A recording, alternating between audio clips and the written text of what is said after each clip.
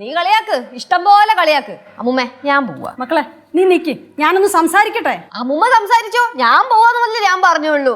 അല്ലെങ്കിലും കുറച്ചെങ്കിലും self respect ഉള്ള ആരെങ്കിലും ഈ വീട്ടിൽ നിൽക്കോ? ഞാൻ പോവാ. എവിടെ പോണല്ലേ നിക്ക്.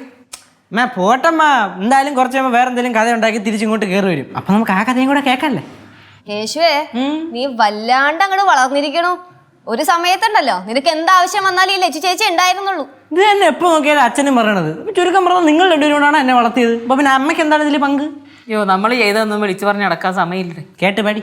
ഇതാ ഞാൻ പറയുന്നത്, എന്നെ അമ്മ വളർത്തിയാൽ മതിയെന്ന്. വളർത്തിക്കോ, പാലും മുട്ടയും തേങ്ങയൊക്കെ കൊടുത്ത് വളർത്ത്. തേങ്ങക്കൊക്കെ ഇപ്പൊ ഭയങ്കര വില കൂടുതലാ. അത് അപ്പൂപ്പനോട് പറഞ്ഞാൽ മതി, അവിടെ നിന്നിട്ട് വരും. ഈ പെണ്ണെന്താന്ന് ഇങ്ങനെ തുടങ്ങണത്? ഒരു പക്വതയും ഇല്ല കേട്ടാ. അമ്മ പതുക്കെ പറ, പിന്നെയും കയറി. പാറു, നീ അടങ്ങിയിരുന്നോട്ടാ.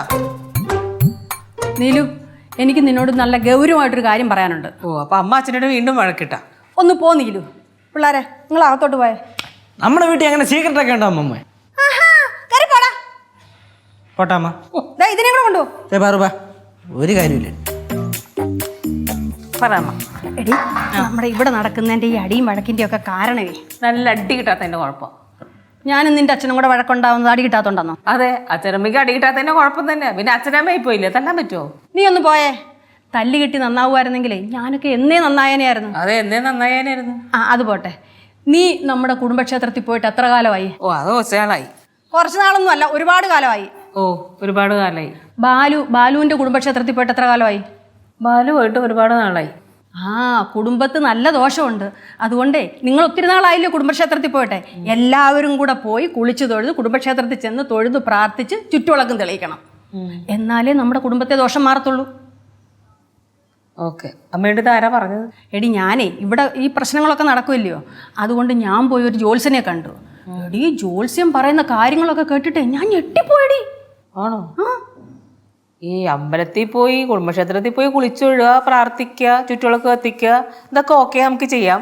പക്ഷെ ഈ ജോത്സ്യം പറഞ്ഞത് അത്ര അങ്ങനെ ശരിയല്ല. എടി, സത്യമാടി.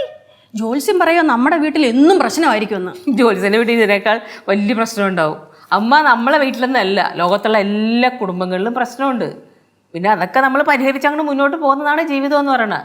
ഈ ജോത്സ്യൻ്റെ വീട്ടിലുണ്ടല്ലോ പൊരിഞ്ഞ വഴക്കായിരിക്കും. അത് തീർപ്പാക്കാൻ പുള്ളിക്ക് പറ്റൂല. നാട്ടുകാരുടെ പ്രശ്നങ്ങളൊക്കെ അങ്ങനെ ചെയ്താൽ മാറും, ഇങ്ങനെ ചെയ്താൽ മാറും എന്നൊക്കെ പറയും. എനിക്ക് നിന്നോട് തർക്കിക്കാനൊന്നും വയ്യ. പക്ഷേ എല്ലാവരും കൂടെ കുടുംബക്ഷേത്രത്തിൽ എന്തായാലും പോകണം. കുടുംബക്ഷേത്രത്തിൽ പോവാമ്മ. ബാലു വരട്ടെ. ബാലു വന്നിട്ട് നമുക്ക് എല്ലാവർക്കും കൂടെ പോയി തൊഴാം. പോരെ? അത് മതി.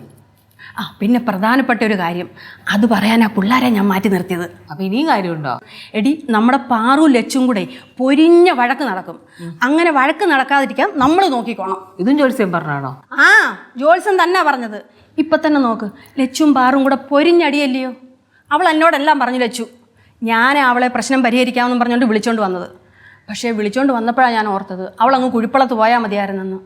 ഇന്ന് വൈകിട്ട് സൂര്യൻ അസ്തമിക്കുന്നത് വരെ ഇവർ തങ്ങളിൽ കാണരുതെന്നാണ് ജോത്സ്യം പറഞ്ഞേക്കുന്നത്. അമ്മയ്ക്ക് തലയ്ക്ക് എന്തെങ്കിലും അസുഖമുണ്ടോ? എനിക്ക് തലയ്ക്ക് കുറവുണ്ട്. അവിടെന്നാ മരുന്ന് കുടിക്കാൻ? ഇപ്പം തൽക്കാലം ഞാൻ പറയുന്നത് നീ അങ്ങ് കേട്ടാൽ മതി. സൂര്യൻ അസ്തമിക്കുന്നിടം വരെ. അപ്പം എത്ര മണി വരെ? വൈകിട്ട് 6:30 വരെ. ശരി, വൈകിട്ട് 6:30 വരെ ലച്ചുവും പാറും തമ്മിൽ കാണാൻ പാടില്ല. അത്രയല്ലേ ഉള്ളൂ.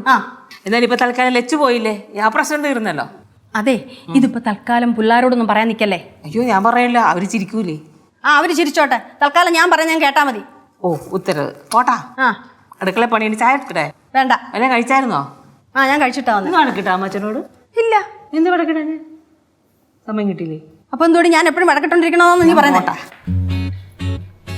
എന്റെ ദൈവമേ, എന്റെ പിള്ളേർക്കൊന്നും വരുത്തല്ലേ.